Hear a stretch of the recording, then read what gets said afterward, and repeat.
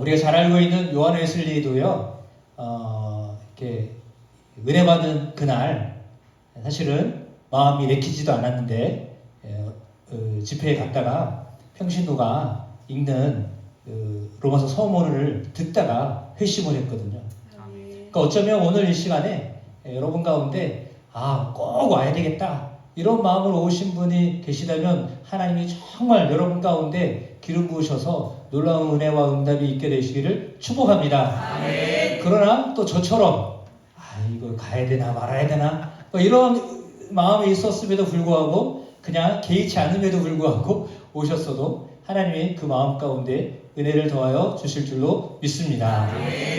왜냐하면 은혜는 하나님이 우리에게 주시는 선물이기 때문입니다. 아멘. 그러니까 그 은혜는요, 물론 준비가 되어져서 내가 은혜 많이 받아야 되겠다 라고 하고서 준비된 마음으로 열린 마음으로 나오면 하나님이 큰 은혜를 더하여 주실 것입니다. 아멘. 그러나 그렇지 않고 준비되어지 않았어도 하나님이 주시고자 하면 하나님이 계획이 있으셔서 하나님 우리 가운데 하나님의 역사를 경험케 하시려고 우리를 하나님이 이곳에 오게 하셨다면 하나님이 그 가운데도 하나님의 은혜를 더하여 주실 줄로 믿습니다. 아멘. 오늘 성경에 나와 있는 베드로는요, 사실은 실패한 사람이잖아요. 저는 그 면이 저에게 있어서는 은혜입니다.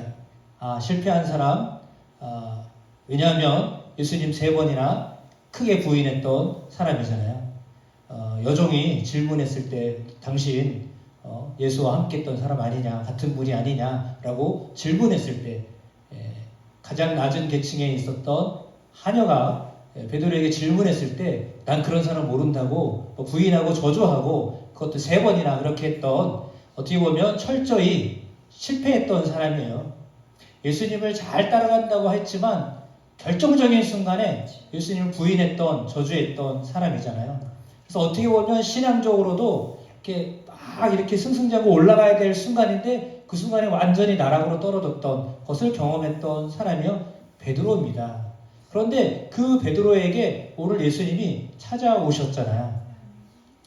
그러니까 어쩌면 우리가 신앙적으로 매일매일 주 앞에서 성장하면서 성숙해가면서 살아야 되지만 그렇지 않다 할지라도 하나님이 우리에게 찾아오셔서 오늘 베드로를 찾아오셨던 것처럼 하나님이 우리에게 찾아오셔서 하나님의 은혜를 주신다면 그것은요, 역전된, 그래서 나는 자격도 없고 주님 앞에 면목도 없지만 그럼에도 불구하고 주님이 우리를 쓰시려고 하신다면 우리가 과거에 현재 실패하고 주 앞에서 온당하게 내가 이렇습니다 마땅히 내놓을 만한 그 어떤 것도 없을지라도 주님은 우리를 통하여서 일하기를 원하신다는 것에 대한 부분들을 명확하게 하고 그렇게 서게 되는 은혜가 또 저에게, 여러분에게 있게 되기를 축복합니다. 아멘. 그래서 어떻게 보면 베드로는 철저하게 실패를 경험했던 사람입니다.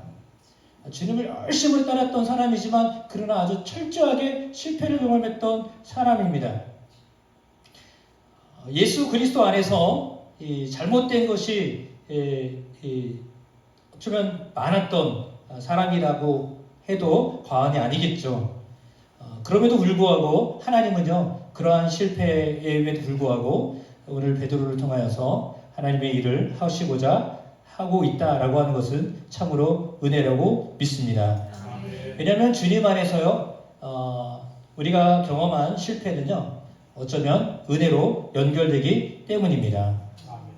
여러분에게 허락하신 일들, 우리에게 허락하시는 모든 일들, 개인적으로 저 자신에게 또 여러분 삶 속에 하나님이 허락하신 일들, 어쩌면 그것들이 철저하게 실패하거나 철저하게 좌절하거나 철저하게 낙심하는 상황에 놓여있고 또 인간적으로 볼 때도 아픔을 경험하고 고통을 경험하는 것들이 지금 현재 내 삶에 그렇게 있다 할지라도요, 하나님은요, 그 모든 것들이요, 합력하여서 선을 이루게 하실 수 있는 능력 있는 분이시다라고 하는 것입니다.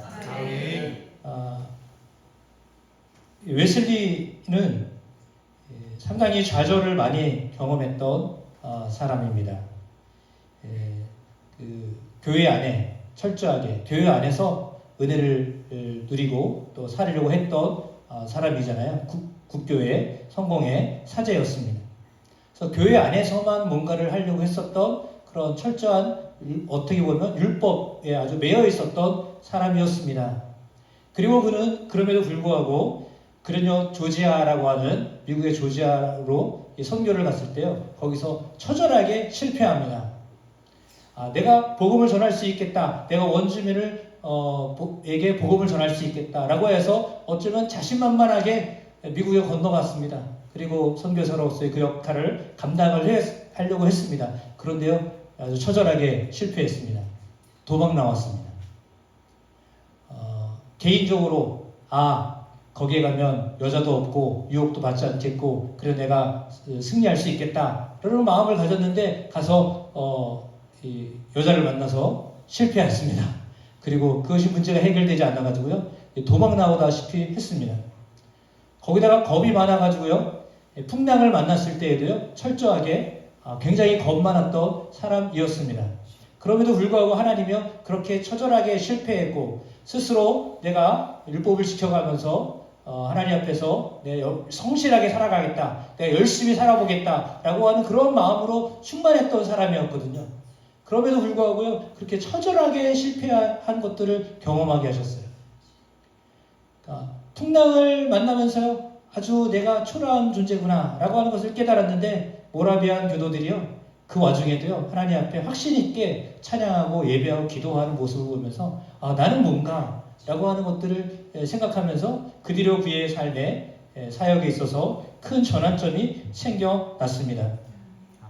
그러니까 그들은 어떻게 보면 철저하게 아주 잘 나가던 사람입니다. 옥스퍼드 대학에서 사람들과 함께 말씀 전하고 말씀 나누고 그리고 사람들이 그를 향하여서 정말 규칙쟁이다 라고 할 정도로 철저한 삶을 살았던 사람입니다.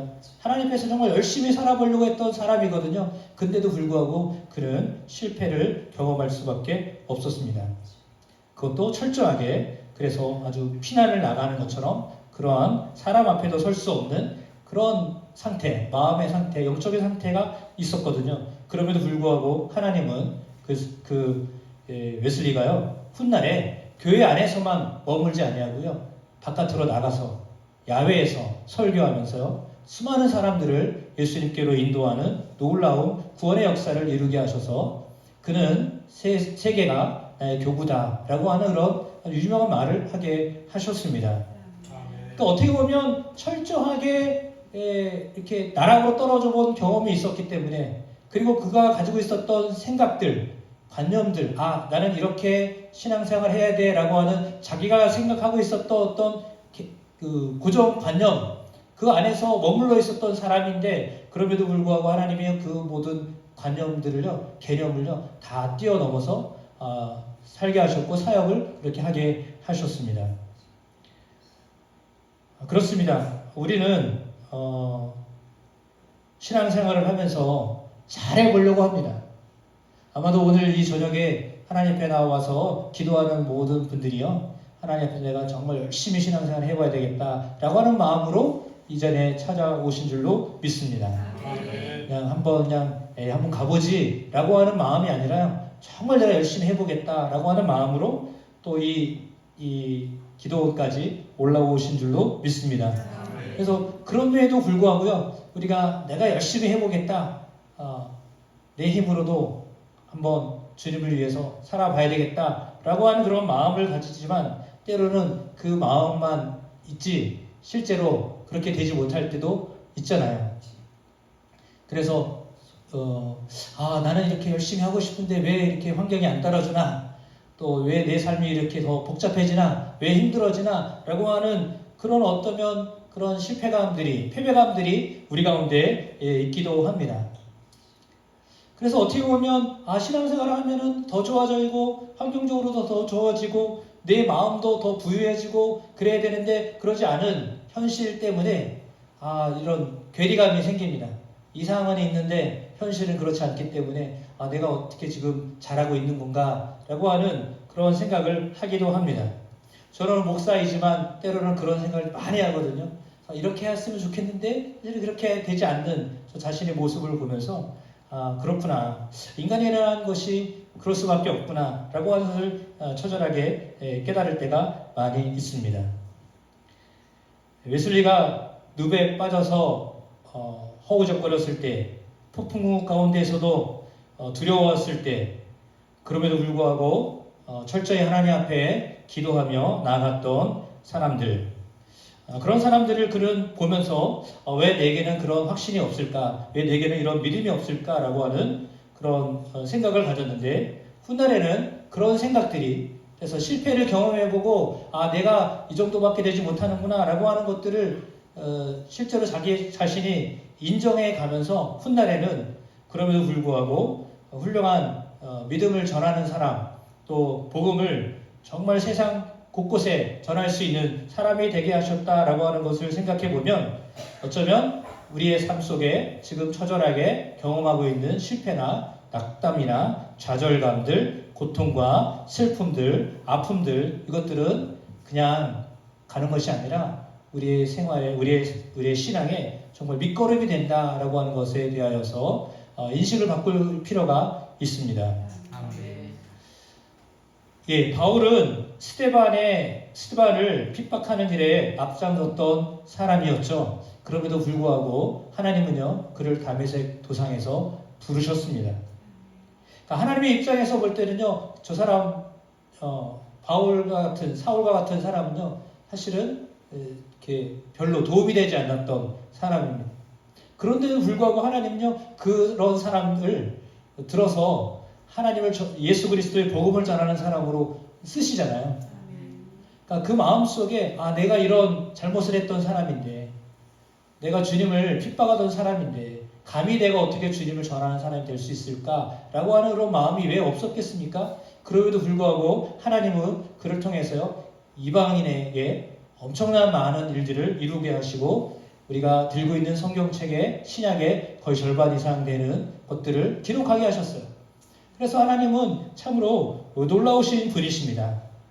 그래서 우리가 경험하는 것들, 우리가 때로는 나는 실패자다, 내가 정말 하나님 앞에 쓰임받을 수 있을까라고 하는 마음이 들 수도 있을 정도까지 우리가 때로는 우리 마음이 힘들고 어려웠다 할지라도 하나님이요, 찾아오셔서 오늘 베드로에게 묻고 계신 것처럼 주님은 우리에게 물으십니다.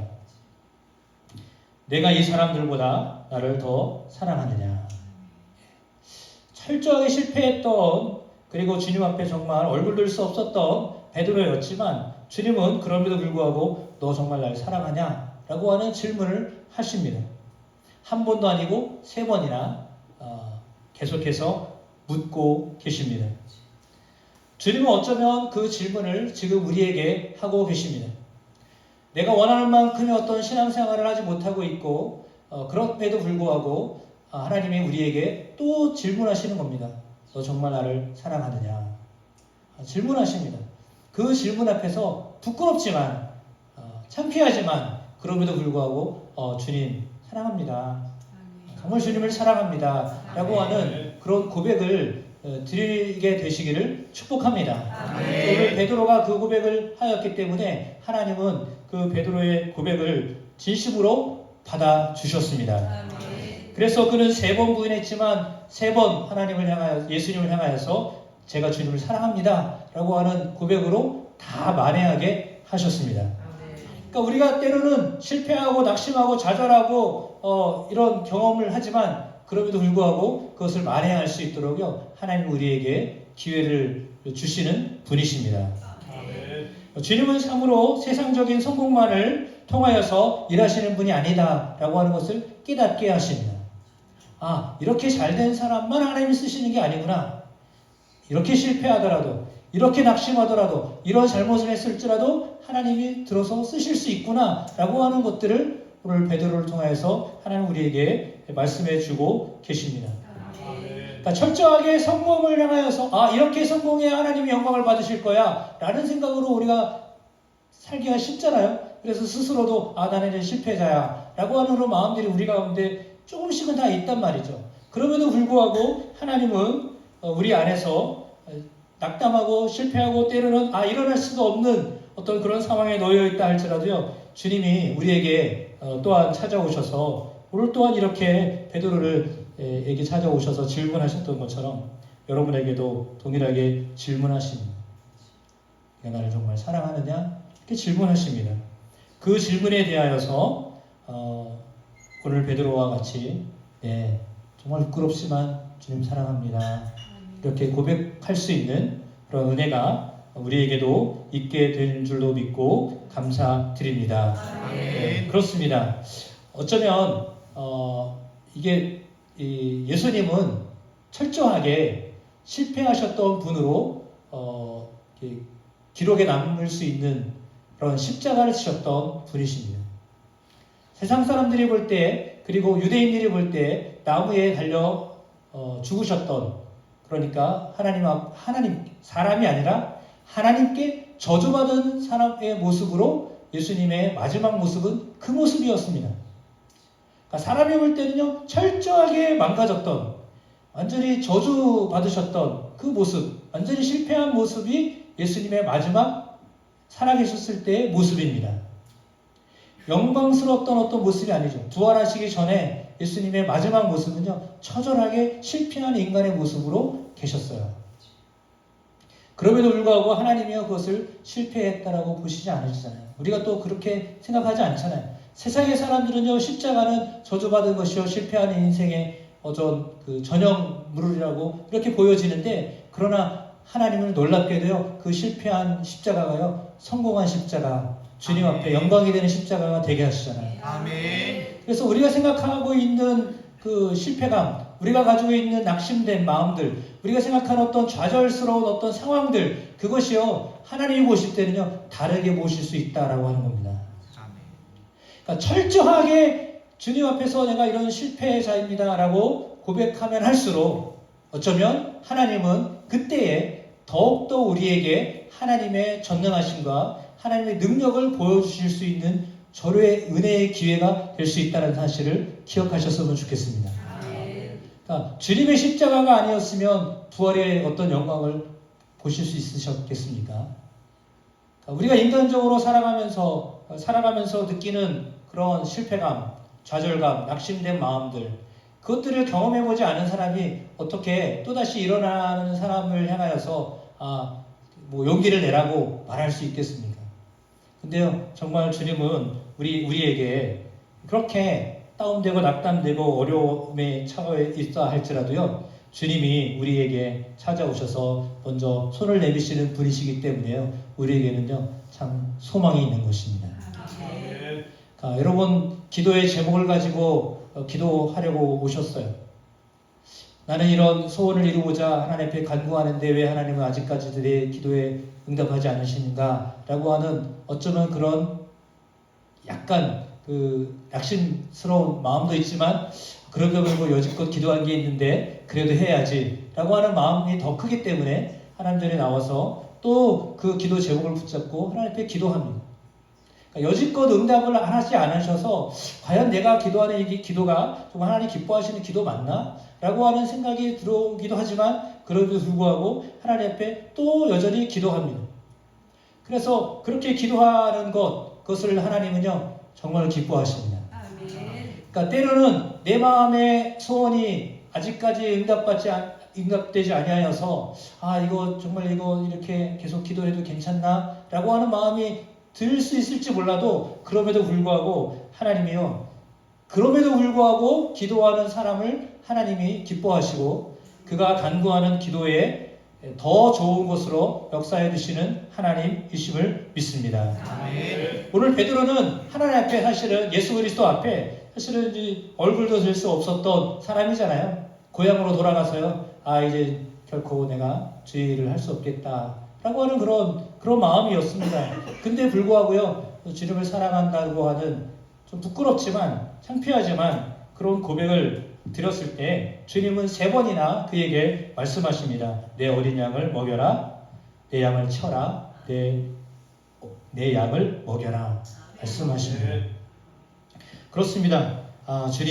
주님이요, 우리에게 오셔서요, 이 말씀을 또한 동일하게 하고 계심을 믿습니다.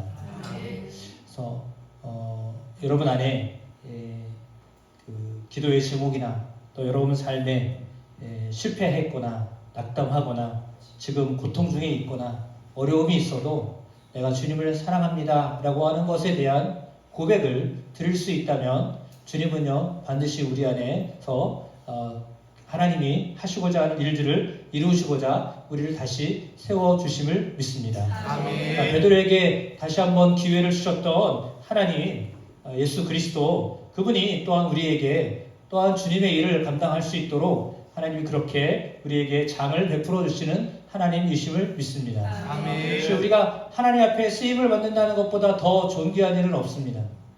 세상에 많은 일이 있지만 그럼에도 불구하고 주님이 우리에게 넌 이 일을 했으면 좋겠어 라고 하셔서 하나님 우리에게 사명을 주시는 것보다 더 값진 일은 없습니다.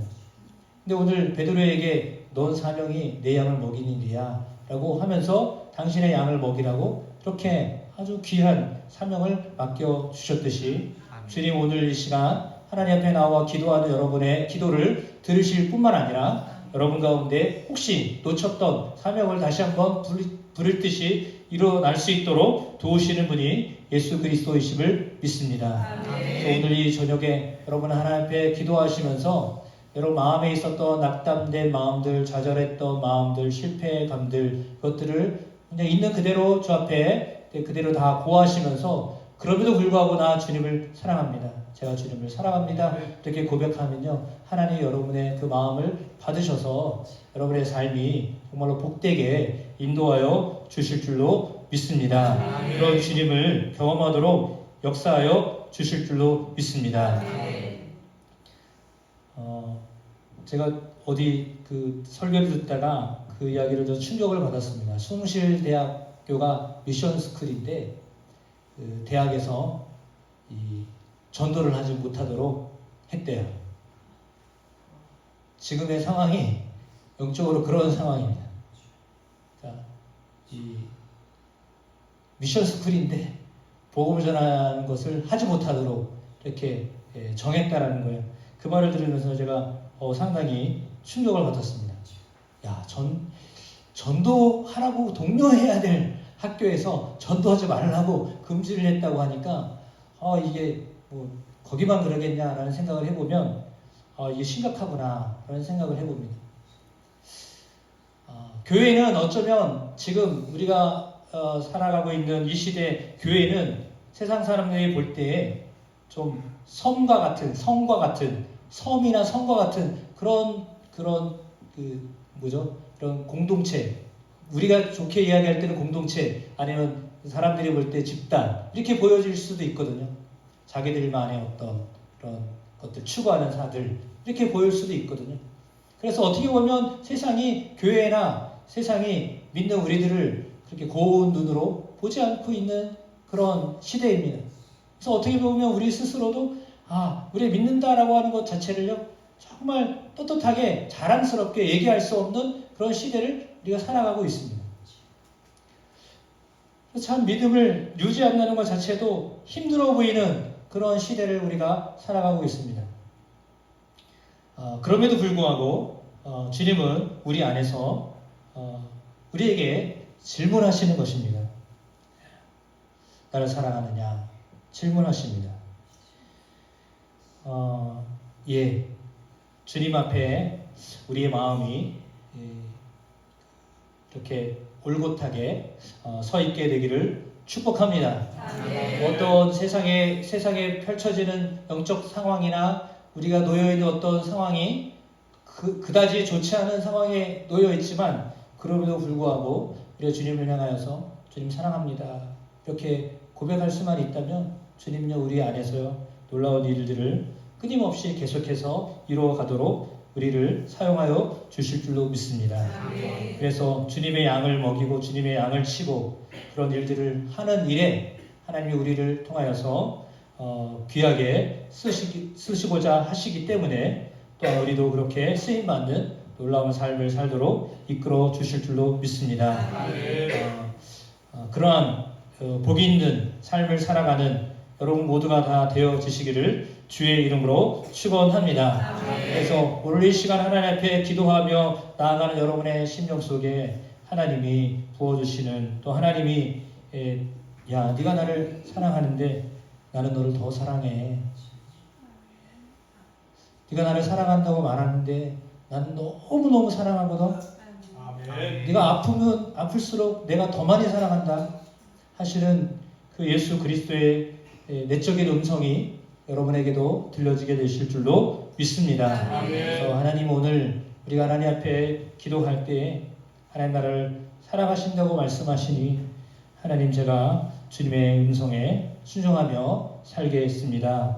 이렇게 다짐하고 돌아가는 복된 시간 되어지고 또 여러분의 삶에 하나님이 부어주시는 놀라운 응답의 역사가 또 성령의 충만한 역사가 오늘 이 밤에 여러분 가운데 선물로 주어지게 되시기를 축복합니다.